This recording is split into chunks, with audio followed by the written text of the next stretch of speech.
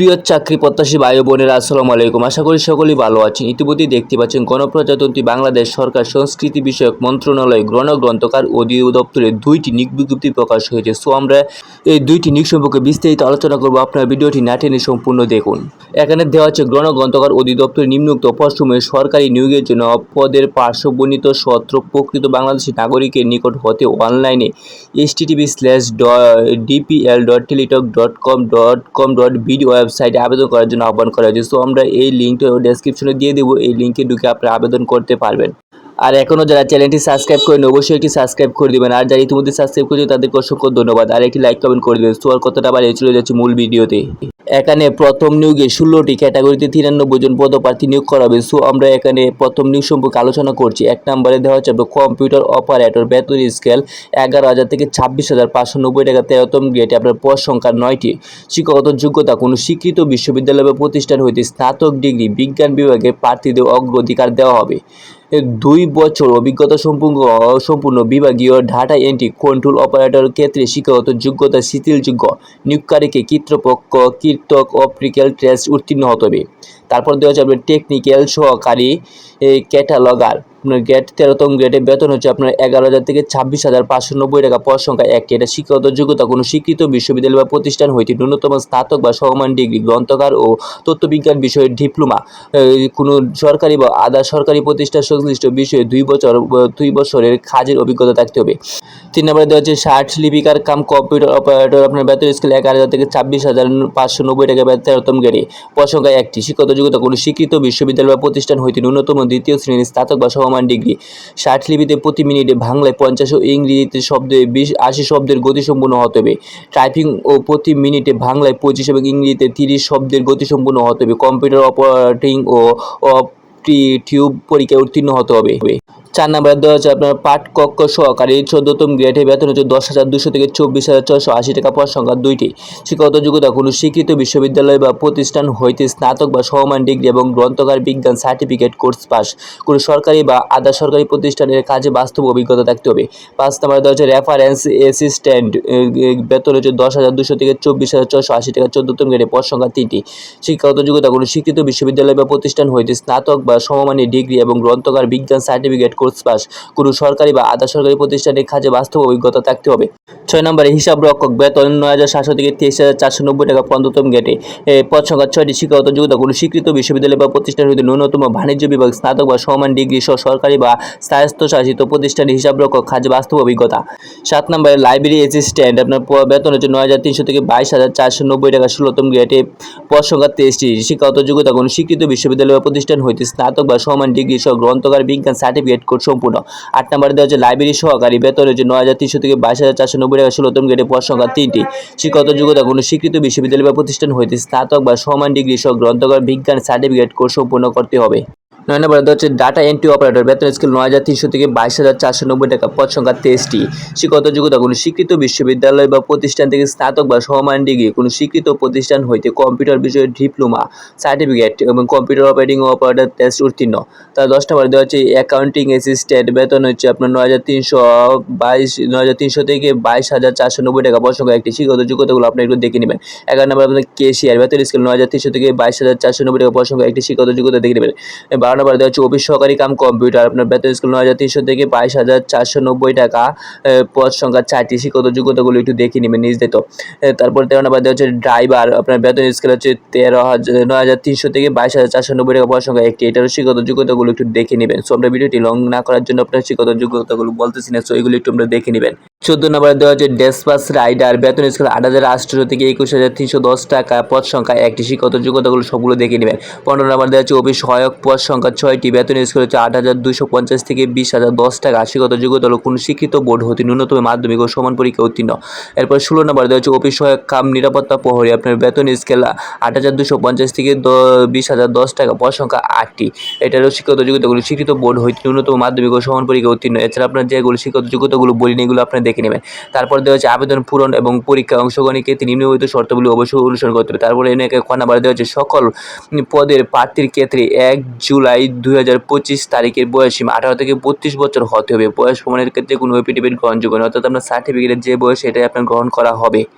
এরপরে পরবর্তীতে ধাপগুলি একটু দেখে নিয়ে আমি পরবর্তী পৃষ্ঠায় চলে যাচ্ছি। আবেদন ফরম সংক্রান্ত এখানে আরও কিছু তথ্য দেওয়া আছে, এগুলো আপনি একটু দেখে নেবেন। তারপর আমরা দেখছি আবেদন পূরণ সংক্রান্ত শর্তাবলী। ক নম্বরে দেওয়া আছে পরীক্ষায় অংশগ্রহণ ইচ্ছুক প্রার্থীকে http://dpl.teletalk.com.bd ওয়েবসাইটের মাধ্যমে আবেদন পূরণ করতে হবে, অর্থাৎ আপনারা এই ওয়েবসাইটে ঢুকে আবেদন পূরণ করতে হবে। আবেদন লিঙ্ক আমরা ডেসক্রিপশনে দিয়ে দিব। এরপর দেওয়া আছে আপনার অনলাইনে আবেদন পূরণ ও পরীক্ষায় ফি জমাদানের সময় হচ্ছে আপনার 4 আগস্ট 2025 তারিখ সকাল 10টা হইতে আবেদনের শেষ তারিখ হচ্ছে 2 সেপ্টেম্বর 2025 তারিখ বিকাল 5টা পর্যন্ত। আপনার পুরো আগস্ট মাসে আবেদন শুরু করতে পারবেন, একদম সেপ্টেম্বরের 2 তারিখ পর্যন্ত আবেদন চলবে, 1 মাস আবেদন করতে পারবেন। এরপরে দেওয়া হচ্ছে উক্ত ইউজার সীমার মধ্যে আপনার ইউজার আইডি প্রার্থীগণ অনলাইনে আবেদনের সাবমিটের সময় থেকে পরবর্তী 72 ঘন্টার মধ্যে আপনার SMS এ পরীক্ষা ফি জমা দিতে হবে।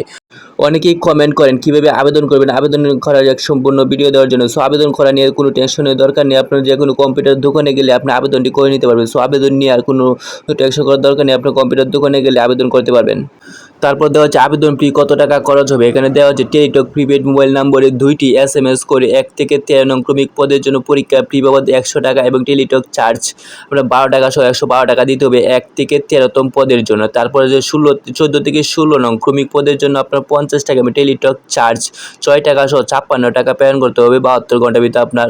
তার মানে এখানে দেওয়া হচ্ছে আপনার 1 থেকে 13 নং পদের জন্য আপনার 112 টাকা এবং 14 থেকে 16 নং পদের জন্য আপনার 56 টাকা দিতে হবে, অনাধিক 72 ঘন্টার মধ্যে জমা দিতে হবে। তবে সকল প্রার্থীর গ্রেডের ক্ষেত্রে অগ্রসর শ্রেণী, ক্ষুদ্র নিগোষ্ঠী, শারীরিক ও প্রতিবন্ধী তৃতীয় লিঙ্গী প্রার্থীরা আবেদন ফি বাবদ 50 টাকা এবং টেলিটক চার্জ আপনার 6 টাকা সহ 56 টাকা দিতে হবে। অর্থাৎ যারা ক্ষুদ্র নিগোষ্ঠী, শারীরিক প্রতিবন্ধী ও তৃতীয় লিঙ্গের প্রার্থী তারা যে কোনো আবেদন করার জন্য 1 থেকে 16তম আবেদন করার জন্য আপনার 56 টাকা খরচ হবে টেলিটক চার্জ, অর্থাৎ 72 ঘন্টা জমা দিতে হবে।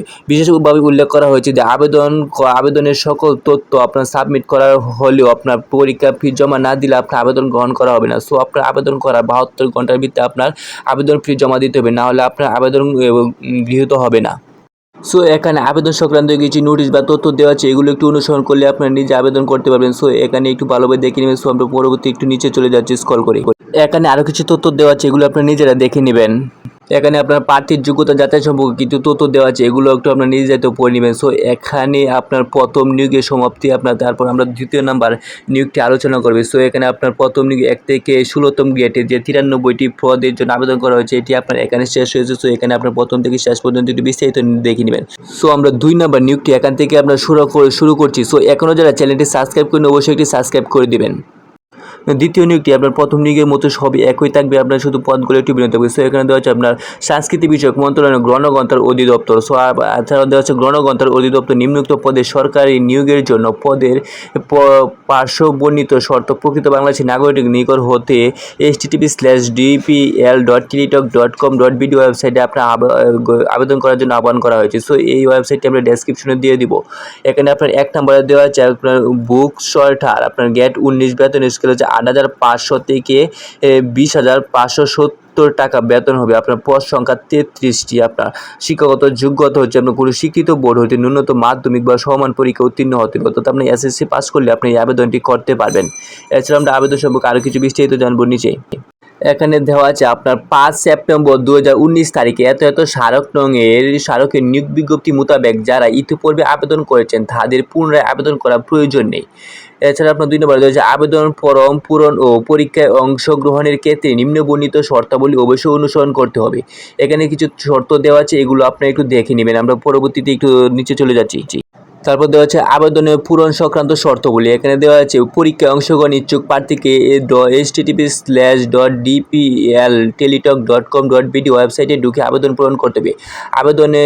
আবেদন শুরু তারিখ হচ্ছে আপনার 4 আগস্ট 2025 সকাল 10টা হতে আবেদনের শেষ তারিখ 2 সেপ্টেম্বর বিকাল 5টা পর্যন্ত। তারপর প্রথম আবেদন যেভাবে দ্বিতীয় আবেদনটি সেম একইভাবে। তারপর দেওয়া হচ্ছে আপনি আবেদন করতে আপনার কত টাকা প্রয়োজন হবে। আপনার টেলিটক প্রিপেড মোবাইল নাম্বারের মাধ্যমে 2টি SMS করে পরীক্ষা ফি বাবদ 50 টাকা ও টেলিটক সার্ভিস চার্জ আপনার 6 টাকা সহ আপনার 56 টাকা অনাধিক 72 ঘন্টার ভিতরে জমা দিতে হবে। তবে ক্ষুদ্র নিগোষ্ঠী প্রার্থী ও প্রতিবন্ধী তৃতীয় লিঙ্গের প্রার্থীদের জন্য আপনার 50 টাকা এবং টেলিটক চার্জ 6 টাকা সহ 56 টাকা 72 ঘন্টার মধ্যে জমা দিতে হবে। উল্লেখ্য যে অনলাইন আবেদনের সকল অংশ পূরণ করে সাবমিট করা হলেও পরীক্ষা ফি জমা না দেওয়া পর্যন্ত আবেদন গ্রহণ করা হবে না। অর্থাৎ আপনি আবেদন করার পরে তো পরীক্ষা ফি জমা না দেন তাহলে আপনার আবেদন গ্রহণ করা হবে না। সো আপনি আবেদন করে 72 ঘন্টার মধ্যে আপনার পরীক্ষা ফি জমা দিয়ে দিতে হবে। সো আমরা পরবর্তী পৃষ্ঠায় চলে যাচ্ছি। এখানে আবেদন সংক্রান্ত আরও কিছু বিষয় বা তথ্য দেওয়া আছে, এগুলো একটু আমরা দেখে নিবে। আমরা স্ক্রল করে নিচে চলে যাচ্ছি। আপনারা সবগুলো তথ্য ভালোভাবে দেখে তারপর আবেদন করবেন। এখানে প্রার্থীর যোগ্যতা যাচাই সম্পর্কে দেওয়া আছে আপনার প্রথম ও দ্বিতীয় নিয়োগের জন্য একই যোগ্যতা দেওয়া হলো। সো আমরা এখানে একটু আলোচনা করছি। প্রথমে দেওয়া আছে আপনার প্রার্থীর কৃতক প্রদত্ত কোনো তথ্য বা দাখিলকৃত কাগজপত্র জাল, মিথ্যা বা ভুয়া প্রমাণিত হলে কিংবা পরীক্ষায় নকল বা অসৎ উপায় অবলম্বন করলে সংশ্লিষ্ট প্রার্থীর প্রার্থিতা বাতিল করা হবে এবং তার বিরুদ্ধে যথাযথ আইনানুগত ব্যবস্থা গ্রহণ করা হবে। ভুল তথ্য, জাল কাগজপত্র প্রদর্শিত হলে পরীক্ষায় উত্তীর্ণ যে কোনো প্রার্থীর প্রার্থিতা বাতিল করার ক্ষমতা কর্তৃপক্ষের সংরক্ষণ করবেন। তারপর দেওয়া হচ্ছে আপনার মৌখিক পরীক্ষার সময় নিম্নবর্ণিত কাগজপত্র মূল কপি প্রদর্শনপূর্বক প্রতিটির একটি করে সত্যায়িত ফটোকপি দাখিল করতে হবে। নম্বর দেওয়া হচ্ছে প্রার্থীর সকল শিক্ষাগত যোগ্যতা সনদ ও প্রযোজ্য ক্ষেত্রে অভিজ্ঞতা সনদপত্র। প্রার্থীর যে ইউনিয়নের পৌরসভার সিটি বা কর্পোরেশনের ক্যান্টনমেন্ট বোর্ডের বাসিন্দা, যে ইউনিয়ন পরিষদের চেয়ারম্যান, প্রশাসন, পৌরসভা প্রশাসন, সিটি কর্পোরেশনের